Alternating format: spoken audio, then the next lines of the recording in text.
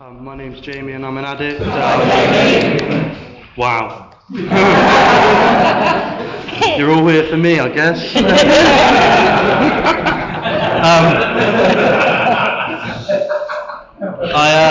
I tried getting out this shed a couple of weeks ago saying I was going on my wedding anniversary, and Brian reminded me it wasn't last week, it was this week, and then he's told me that I was the first share of 3. And I've sat there all day thinking, how do I get out of this? Do I abuse the kids?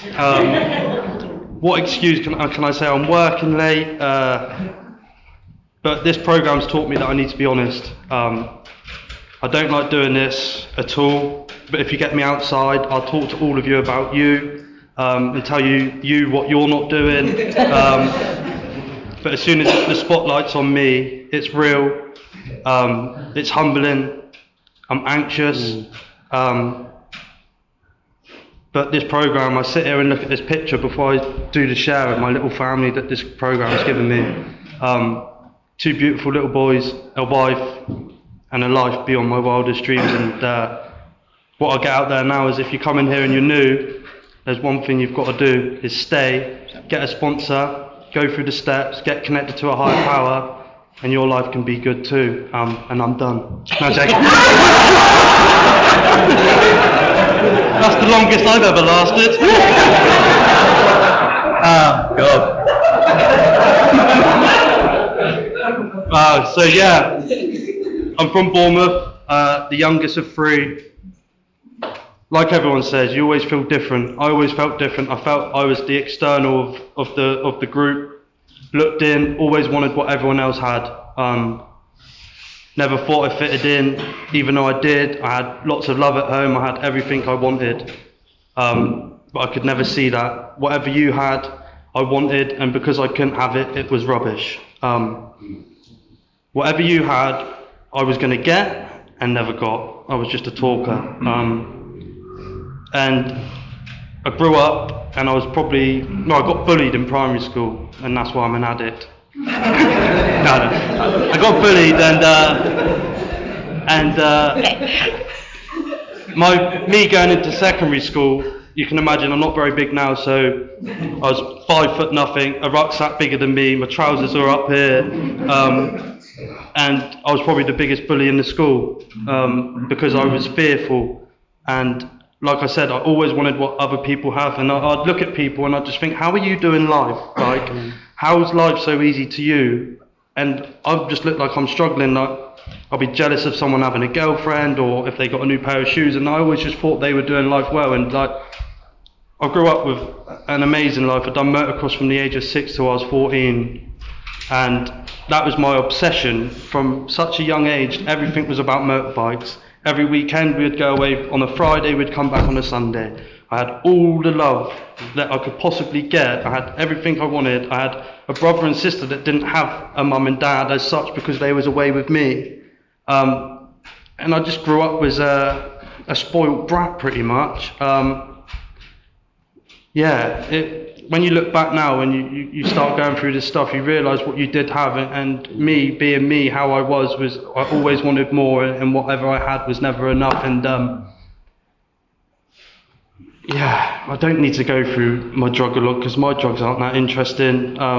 And that was the sort of thing that when I come into recovery separated me from you, because I haven't smoked crack, I haven't taken heroin, I haven't taken some of these drugs that people were saying, but I know when I started taking cocaine or any other substance that I quite enjoyed, I couldn't control the amount I took, and when I wanted to stop taking that substance, I could not stop, whether it was for a minute or a week. That obsession would be back on me. If I've done things like half marathons, I've done 100-mile bike rides, I've done the gym, I've done so many different things to take my mind off it, but as soon as that thing has stopped where I've taken my mind off it, I am back into the cycle of drinking drugs again, and I can't stop. And for me, I went through a few painful stages of where I always used to think that I was an addict, but for me, I always thought that the drugs were the problem for me, that I was taking too many drugs, which I was, and I thought I was very good at taking drugs because I'd show off to people when I'd go out and say I've been up for this amount of days, I've been doing this, and I thought that I was cool, and I was a show off with it. And but really, what I realise now coming in here, that the drugs weren't the problem, the drugs were the solution to my mind, because I couldn't handle my emotional nature around certain situations. Like, I didn't feel big enough, I didn't feel strong enough, I didn't feel like I was loved, and I didn't feel like I was liked by people. As soon as I put a substance in me and I walked into that pub, I was He-Man. I weren't 5'6", I weren't skinny, my clothes fitted me. I was the boy, and I had such arrogance around it. And I'd walk into the pub and I'd walk in and think, yes, they think Jamie's arrived, like the night is going off now. Little did they know I had no money and they'd be buying me pints and I'd be scabbing their gear off them. But I thought I was wanted there, but really I was a burden and I was a ponce of people, and I thought I was entitled to what they had. Because of who I was. I don't know who I thought I was, but that is where my delusional thinking comes in, and I think I'm something that I'm not when I'm on drugs. And really, what it stems down to is that I'm a fearful little man in a boy's body that just doesn't know how to handle his emotions. And I went through stages where I've had breakups and all of this malarkey, and I've had stages in life where life's great and I would use. It didn't matter whether it was good, bad, sad, happy, raining, sunny, I was using. Like I said, my mum and dad brought me up with morals. I had ambitions in life. I was a mechanical engineer. My dad was the manager of the company. I had such great opportunities to go on in life, to go and succeed. And once I started drinking drugs, those dreams, those aspirations, they were wiped. I started the first year at college as a boy in the class that would show other pupils how to use the machines, and by the end of the year 4 they just literally put a screen in front of me and just said, copy the answers, you're a waste of time. In those 4 years, where did it go wrong? All I thought I was going out and enjoying myself. 21, 22, 23 was just a write-off. I went on, got taken on a Caribbean cruise to stop using, because my mum and dad had enough of me. I was getting, like, I've grown up and I know right from wrong, but when I've got a substance in me, those rights and those wrongs get muddled up, and I'm starting to get mixed up with certain people and certain things in life where the wrong things become right because I'm justifying it because I can use. And getting arrested, losing my driving license, and all of this malarkey. But in my head, I'm justifying it. I can catch a bus, it ain't that bad. It doesn't matter if I get arrested. What have I got to lose? And I haven't been brought up like that. I've been brought up to be a nice, politeful person. I went on this cruise, and this is the first time that I really realised that it wasn't just cocaine that was a problem, it was alcohol. I went on there and I thought I needed to be someone again on there. These people don't know me. Instead of just being Jamie, I went on there and drunk, and I was like James Bond in the casino with a tuxedo on, drinking strawberry daiquiris, and I had no money. I haven't got no money. And they're saying, Jamie, your card's not working, and I'm just point blank lying, and the ego's there, and I'm saying that it's because I'm in a foreign country, the bank don't know where I am, and just making up complete and utter lies because I can't let them see Jamie for who he actually is. Come off that with an extortionate bar bill that I had no way of paying.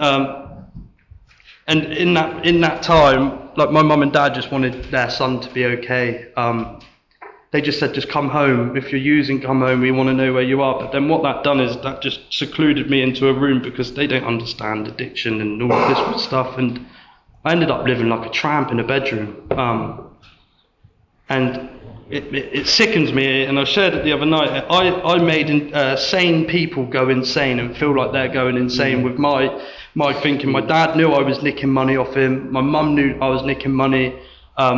He got £100 out the bank, and I point blank went and took £20, and he asked me if I took it, and I was like, "Who are you talking to? Why would I do that to you?" Like, and he knows I've taken it, and all of that sort of stuff. That was the sort of stuff that kept me out there a little bit longer, because it was just feeling more and more like a scumbag. And when I feel like a scumbag, what do? I go and use. And cut a long story short, the 29th of May 2019, I wanted to die. Like every other time, but this time I wanted to die. I wrote my mum a suicide note. I went to leave the house, and she, grace of God, she walked out as I was leaving. Probably wouldn't have done it. I didn't have the bottle to do it. I was crying for help. But at that moment in time, I wanted to die. She got me in a treatment centre. That was a Thursday or Friday. By the Saturday, I was in a treatment centre. But the delusion of it all is, I'm sat there wanting to die at 4 a.m. She's got me into a treatment centre, blah-de-blah. She's gone to work at 8. 9 o'clock, I'm at my friend's house using again. I'm on the phone to the treatment centre, sniffing lines off my phone. I'm utterly powerless over this disease. Like, I cannot remember 4 hours ago where I want to die. But as soon as that thought's in my head, I'm using again. I don't care what my mum and dad have just seen. I don't care what I've just said to them. All I care about is getting that bit of gear in me. 1st of May, 1st of June 2019, I haven't had to use a drink or drug since. I went into treatment 28 days. You don't have to go to treatment. I went into treatment. All it done was bid my ego up. My self-esteem come a little bit off the floor. Yeah, and I come back. I got to Bournemouth, and had two options, and it's either go to the Friday night meeting at the hub, or go to my mate's 2 minutes down the road and pick up a bit of gear. And what it was, I was full of fear. Again, I haven't got a substance in me, and this is the maddest thing about it. And this is where I know it's a mind problem, is that I am clean. I've got a decision to go and do what I need to do now. And I went to that meeting, and someone walked up to me and he goes, "You're a newcomer." I said, "No, I'm not." He says, "You're a newcomer." I said, "No, I'm not. I'm 28 days clean." And ever since then, I've come in here. I've not worked the perfect program. I've worked the program to the best of my ability. I wear my heart on my sleeve. If I feel like crap, I'll tell someone. You'll know if I feel like crap, because I'm normally laughing and joking and taking the piss out of someone. If I'm not, I don't want to talk. And I've had ups, downs. This year's been a real beautiful, horrible year. I got married on my 6 years clean time last year, to my beautiful wife. She's never had to see me drink or use. I've had two beautiful little kids in recovery. This year I've had to bury my stepbrother at 32 years old. Not from this, but just he died in a car crash. And this is just another thing. I'll end on this and try and be a bit positive at the end. I come into this program and it's all about me. I've made this all about me in my life because it's given me such a good life. But what I need to bring up is that over the years, like my wife this year has really struggled, and she can't talk to me, and it killed me because I'm so selfish and I think about what's going on with me, and I'm trying to work a program around me, and I start to forget about the loved ones that are around me. She really struggled and she was depressed and she had to go and get some external help. And it cut me up because I couldn't be there for the woman that I love because I was so selfish and I was so blinded by my own life. So what I'm trying to get at is that this program enables me to take a step back, see what I've done, see where I've transformed. I've built this beautiful life. It's given me a chance to actually sit there and realise that other people exist, other people have feelings, and I can listen to them. The world doesn't revolve around me. as much as I think it does sometimes. It's been a beautiful 7 years. Happy birthday to How It Works. And I'll leave it there. Thank you.